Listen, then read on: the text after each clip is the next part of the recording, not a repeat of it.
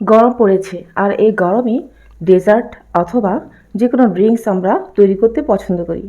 আর কেমন হয় যদি একটি ইনগ্রিডিয়েন্টস দিয়ে দুইটি তৈরি করা যায়। দুইটি মানে আমি বলতে চাইছি একই উপকরণ দিয়ে ডেজার্ট অথবা ড্রিঙ্কস যদি তৈরি করা যায় কেমন হবে।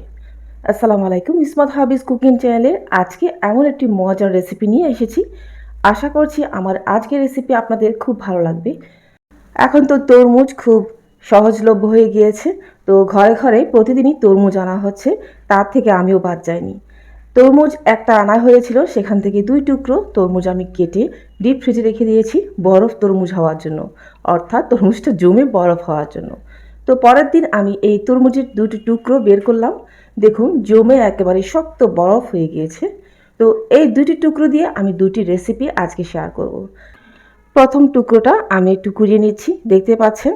অবশ্যই এই পর্যায়ে অনেক অনেক ঠান্ডা হবে, তো একটু কষ্ট করে নিতে হবে। আর বাসায় যদি গ্লাভস থাকে তো কথাই নেই, তো আমার হাতের কাছে গ্লাভস নেই, আমি হাত দিয়ে একটু কষ্ট করেই কুড়িয়ে নিচ্ছি।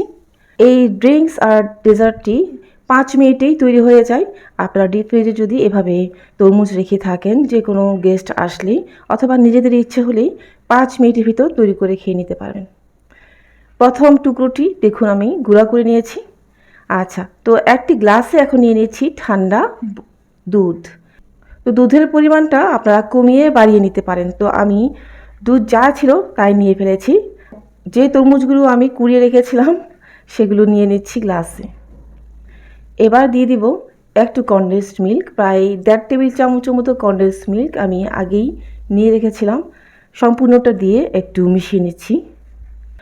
এরপরে উপরে কিছু তরমুজ কুচি দিয়ে দিচ্ছি।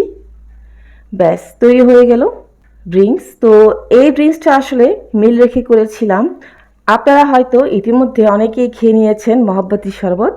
এই রেসিপিটা ঠিক মহাব্বতী শরবতের মতোই, তবে এই তরমুজগুলো সেখানে টুকরো করে কাটা হয়েছে আর এখানে বরফ করে তারপরে কুচি করা হয়েছে।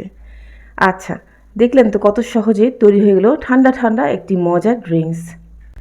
এবার দ্বিতীয় টুকরোটি আমি কুচি করে নিচ্ছি।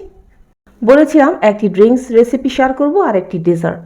তো প্রথমটা যখন ড্রিঙ্কস হয়েছে আর এটা ডেজার্ট করছি। সম্পূর্ণ তরমুজের টুকরোটা আমি কুড়িয়ে রেখেছি আর এবার একটি বাটিতে নিয়ে নিচ্ছি। বাটিতে নেওয়ার পরে দিয়ে দেব সামান্য একটু লেবুর রস আর সেই সাথে কনডেন্সড মিল্ক। ব্যাস তৈরি হয়ে গেল খুব মজার একটি ডেজার্ট। চামচের সাহায্যে খেয়ে নেবেন আর চেষ্টা করবেন সাথে সাথে সার্ভ করার জন্য। আমরা অনেকেই সবসময় চেষ্টা করি, যেমন আমি চেষ্টা করি ভিন্ন কিছু ট্রাই করার জন্য, ভিন্ন কোনো রেসিপি পরিবারের সাথে শেয়ার করার জন্য। তো আপনারা এমন হয়ে থাকলে এই 2টি রেসিপি অবশ্যই ট্রাই করতে পারেন। আশা করছি আপনাদের পরিবারের সবার ভালো লাগবে। আর আমার এই রেসিপি আজকে আপনার কেমন লেগেছে আমাকে কমেন্টে জানাতে ভুলবেন না। আপনাদের কমেন্টের অপেক্ষা করি আমি সব সময়। যারা আজকে আমার রেসিপি নতুন দেখছেন, আমার ইউটিউব চ্যানেলটি সাবস্ক্রাইব করে আমাকে সাপোর্ট করবেন অনুরোধ রইল। আর সেই সাথে যারা ফেসবুক থেকে নিয়মিত রেসিপি দেখেন, আমার এই চ্যানেলটিকে ফলো দিয়ে বন্ধু হয়ে পাশে থাকবেন। আশা করছি আপনাদের সাপোর্ট আমার সব সময় খুবই প্রয়োজন। আজ তাহলে বিদায় নিচ্ছি ইনশাল্লাহ। নতুন কিছু নিয়ে খুব তাড়াতাড়ি আবার দেখা হবে। ভালো থাকবেন সবাই। আল্লাহ হাফেজ।